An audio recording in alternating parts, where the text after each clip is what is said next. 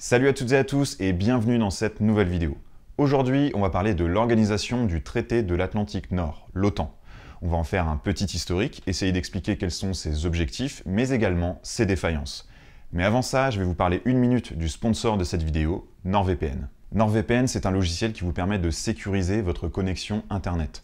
Généralement, si vous vous connectez à un Wi-Fi public, quand vous êtes en déplacement par exemple, dans un hôtel, un restaurant ou un aéroport, vos données ne seront pas chiffrées. Eh bien NordVPN va le faire pour vous. C'est-à-dire que vos données seront complètement illisibles pour une personne qui tenterait d'y accéder. Et tout ça sans perdre en vitesse de navigation, puisque NordVPN se connecte à des serveurs parmi les plus rapides dans le monde. Il y en a plus de 5500 répartis dans 60 pays. Sachez aussi que NordVPN ne conserve aucun registre de votre activité en ligne, et l'entreprise a été auditée à ce sujet pour le prouver. Au-delà de la sécurité, ça permet aussi d'avoir accès à des catalogues différents sur des plateformes comme Netflix par exemple. Pour faire simple, si vous connectez à un serveur aux États-Unis, vous aurez accès au catalogue américain. NordVPN a été élu meilleur VPN lors des Best VPN Awards de 2019 et 2020 et il est garanti 30 jours satisfait ou remboursé. Si vous souhaitez le tester, vous pouvez utiliser ce code promo ou directement le lien. Ça vous permet de bénéficier d'un mois gratuit sur l'abonnement de 2 ans en plus d'une grosse promotion. Voilà, un grand merci à eux puisque vous le comprenez, moi évidemment ça me permet de faire vivre la chaîne. Et maintenant, on enchaîne avec l'OTAN. L'OTAN regroupe les pays signataires du traité de l'Atlantique Nord.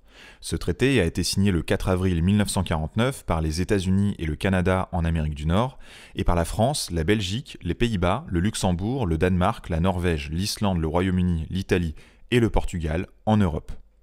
C'est une alliance militaire sans armée propre, donc quand on parle de troupes de l'OTAN, on fait en fait référence aux armées de chaque membre de l'alliance. Et son objectif à sa création, au tout début de la guerre froide, est la mise en place d'une opposition solide à l'Union soviétique. Et c'est surtout l'article 5 du traité qui va donner sa crédibilité à l'alliance. Je le cite.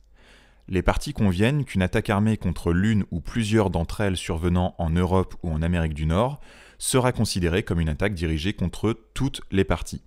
Et en conséquence, elles conviennent que si une telle attaque se produit, chacune d'elles, dans l'exercice du droit de légitime défense individuelle ou collective, reconnu par l'article 51 de la Charte des Nations Unies, assistera la partie ou les parties ainsi attaquées en prenant aussitôt, individuellement et d'accord avec les autres parties, telle action qu'elle jugera nécessaire, y compris l'emploi de la force armée, pour rétablir et assurer la sécurité dans la région de l'Atlantique Nord. On comprend donc ici que le message envoyé à l'URSS est que si elle décide d'attaquer l'un des signataires du traité, alors il sera considéré que tous les signataires sont en fait attaqués. L'OTAN est donc une alliance défensive à vocation dissuasive, et c'est son rôle et sa raison d'être jusqu'à la dissolution de l'URSS en 1991. Durant la guerre froide, l'alliance va s'élargir à la Grèce et à la Turquie en 1952, à l'Allemagne de l'Ouest en 1955 et à l'Espagne en 1982. Pour faire contrepoids à l'OTAN, l'URSS de son côté met en place en 1955 le pacte de Varsovie, alliance militaire également regroupant les pays du bloc de l'Est que vous voyez sur la carte. L'OTAN est donc un outil politique et militaire totalement intégré au contexte de la guerre froide et à sa bipolarisation. Et durant 40 ans, sa mission va être essentiellement la dissuasion, les États-Unis stationnant un nombre important de troupes et de matériel militaire en Europe, notamment en Allemagne de l'Ouest, et l'alliance comportant 3 puissances nucléaires, les États-Unis, le Royaume-Uni et la France. Mais c'est la période d'après-guerre froide qui va plutôt nous intéresser.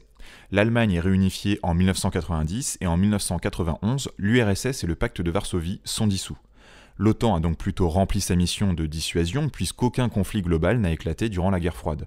On pourrait donc penser qu'elle est vouée à disparaître, mais elle va plutôt essayer de réorienter ses objectifs afin de continuer d'exister.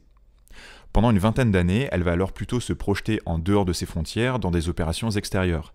Et c'est ainsi qu'elle mène sa première guerre dans les Balkans avec une campagne aérienne en Bosnie-Herzégovine en 1995 dans le contexte de l'éclatement de la Yougoslavie et des conflits armés qui ont suivi. Les Alliés mènent des bombardements aériens entre août et septembre 1995 avec plus de 3500 sorties effectuées. Puis une force de maintien de la paix est établie dans le pays entre 1995 et 2004. Puis en 1999, c'est au Kosovo que l'OTAN intervient, également avec une campagne aérienne suivie de la mise en place d'une force de maintien de la paix, la KFOR, toujours sur place aujourd'hui. Puis à partir des années 2000, l'OTAN commence à déplacer géographiquement ses zones d'intervention, puisqu'en 2001, elle intervient en Afghanistan. Ça fait suite aux attentats du World Trade Center où un membre de l'Alliance, les États-Unis, est effectivement attaqué sur son territoire. Donc en conformité avec l'article 5 que je vous ai lu tout à l'heure, les États membres apportent leur soutien, ici à la guerre contre le terrorisme. C'est en tout cas la logique qui est appliquée.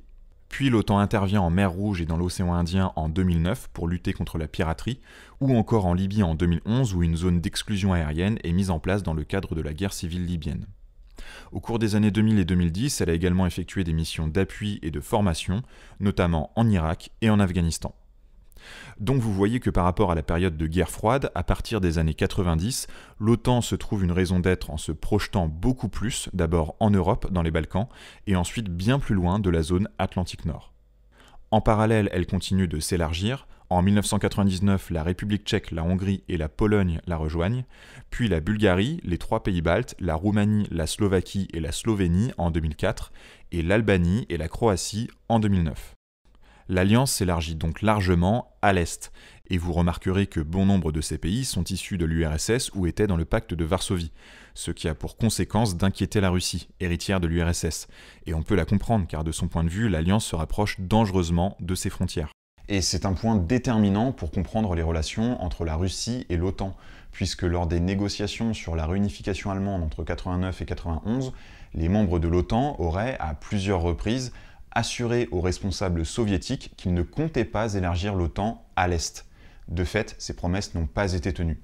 Et depuis, la Russie se sent comme trahie et surtout menacée à ses frontières. Et de leur côté, les Alliés affirment que de telles promesses n'ont jamais été tenues. Alors il faut nuancer en notant que des rapprochements et coopérations ont bien eu lieu. La Russie fait partie du programme Partenariat pour la paix, qui est une coopération militaire pacifique et bilatérale entre l'OTAN et un pays non membre. Elle a également participé aux missions de maintien de la paix en Bosnie-Herzégovine et au Kosovo, et a participé conjointement avec l'OTAN à une mission maritime antiterroriste en Méditerranée et à des programmes de formation des armées et polices afghanes. Néanmoins, la Russie reste très isolée, voire même acculée de son point de vue, même si l'OTAN assure qu'elle n'a pas à craindre l'alliance militairement. Et ces tensions vont monter d'un cran en 2014 avec l'annexion de la Crimée ukrainienne par la Russie et les soupçons d'ingérence dans l'est du pays. Et si vous souhaitez avoir les détails de ces événements, je vous invite à regarder ma vidéo sur la crise ukrainienne. L'OTAN voit les activités russes en Ukraine comme une violation du droit international et comme une volonté russe de déstabiliser un pays européen ayant montré son intention de se rapprocher de l'Occident, notamment de l'Union européenne, mais aussi de l'OTAN, puisque l'Ukraine aspire à en devenir membre également. En réponse aux actions russes, des troupes de nombreux pays membres sont donc positionnées en Europe de l'Est, notamment en Pologne, en Lituanie, en Lettonie et en Estonie, où un bataillon entier est présent par pays.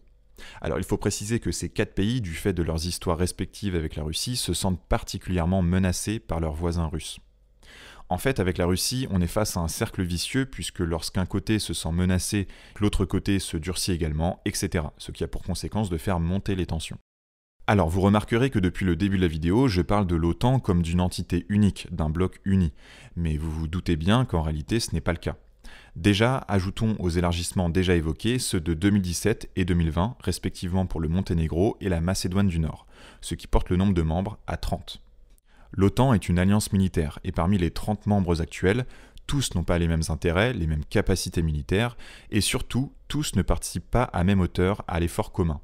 Et j'entends par là essentiellement financier, et c'est la principale critique faite par les États-Unis à ses alliés. Lors du sommet de l'OTAN de 2014 au Pays de Galles, les États membres s'étaient engagés, sous la pression des États-Unis, à réserver au moins 2% de leur PIB aux dépenses militaires d'ici 2024. En 2020, vous voyez qu'on en est encore loin pour une grande partie des membres.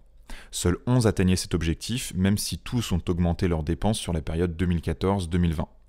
Les États-Unis arrivent en tête avec 3,73% de leur PIB pour un total de 717 milliards de dollars, soit plus de 70% des dépenses totales de l'Alliance.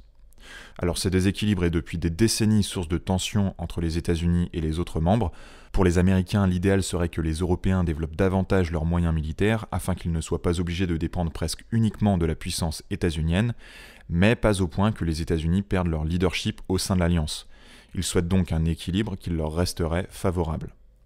Ces dissensions ont atteint leur paroxysme lors de la présidence Trump, ce dernier ayant parfois semblé remettre en question l'article 5 du traité en le conditionnant au respect des 2%. On peut également citer des décisions prises unilatéralement par les États-Unis, c'est-à-dire sans consultation des alliés au préalable, comme par exemple le retrait des accords sur le nucléaire iranien ou encore le retrait des troupes américaines du nord-est syrien en octobre 2019. Retrait ayant donné le champ libre ensuite à la Turquie qui a décidé à son tour, sans consulter les autres membres de l'Alliance, de pénétrer le territoire syrien.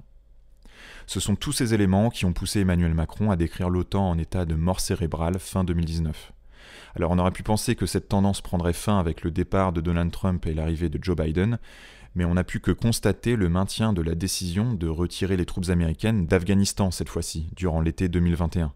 Décision également unilatérale. Alors on peut quand même nuancer en admettant que cette décision seule ne suffit pas à définir la tendance que prendra la présidence de Biden, mais ce premier signal envoyé n'allait pas dans le sens d'un recentrage sur l'OTAN avec des décisions prises en commun. Ce déséquilibre dans les dépenses militaires donne aussi une force de négociation considérable aux États-Unis au sein de l'Alliance, ce qui leur permet souvent d'imposer leur agenda. Lorsque l'on regarde les déclarations et communiqués issus de l'OTAN, et donc normalement rédigés en accord avec tous les membres, eh bien on retrouve plutôt un ton américain, donc une ligne dure avec la Russie et depuis quelques années la mention également de la Chine comme menace systémique. Prenons le communiqué du dernier sommet de l'Alliance qui s'est tenu à Bruxelles en juin 2021. La Chine est décrite comme représentant un défi systémique pour l'ordre international et la sécurité de l'OTAN. Et la modernisation de son appareil militaire et nucléaire et l'opacité de cette modernisation sont vues comme une menace. Mais ces critiques à l'égard de la Chine sont-elles réellement pertinentes venant de l'OTAN ? La Chine représente-t-elle réellement une menace militaire au point de la pointer autant du doigt dans un communiqué officiel ?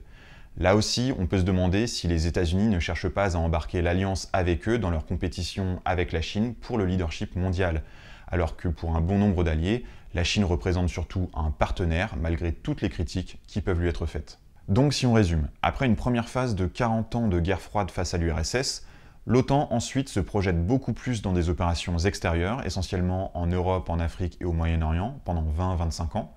Et aujourd'hui, on est entré dans une troisième phase où l'OTAN, sous l'influence des États-Unis, se retrouve face à d'autres grandes puissances, donc la Russie et la Chine, qui est la préoccupation majeure des États-Unis, leader de l'Alliance. Parmi les dissensions notables de l'OTAN, on a également le cas de la Turquie, que j'ai déjà évoqué rapidement. La Turquie est membre de l'Alliance depuis 1952 et elle y a joué un rôle indispensable. C'est un peu la base avancée de l'Alliance au Moyen-Orient.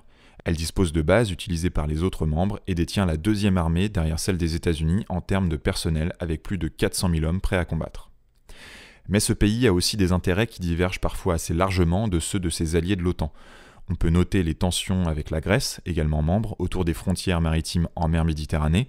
En 2020, la Turquie avait envoyé un navire de prospection d'hydrocarbures accompagné de 9 navires de guerre dans une zone également revendiquée par la Grèce. Et cette dernière avait alors demandé le soutien de la France, qui avait envoyé 2 Rafales et une frégate en réponse.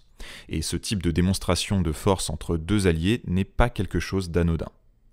On peut également évoquer les divergences de point de vue sur les partis à soutenir dans la guerre civile libyenne, mais aussi sur l'intervention contre les forces kurdes en Syrie, alors que les Kurdes ont été de précieux alliés dans la lutte contre l'État islamique.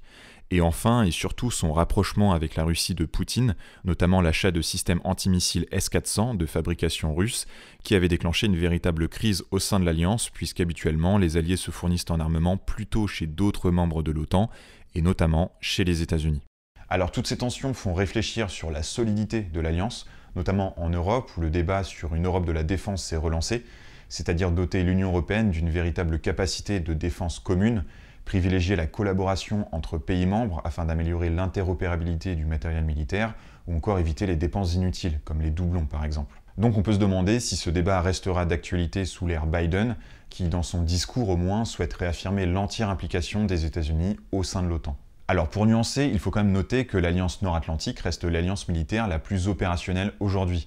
La coopération entre États, lorsqu'elle est mise en place, fonctionne plutôt bien, et malgré tout, l'implication des États-Unis reste un gage de sûreté pour de nombreux membres n'ayant que de faibles capacités militaires. La question reste donc de savoir quelle direction prendront ces objectifs, les autres membres parviendront-ils à davantage s'affirmer pour ne pas être obligés de suivre l'agenda américain, et notamment sur le dossier chinois. Voilà, c'est tout pour aujourd'hui. Merci d'avoir regardé la vidéo jusqu'au bout.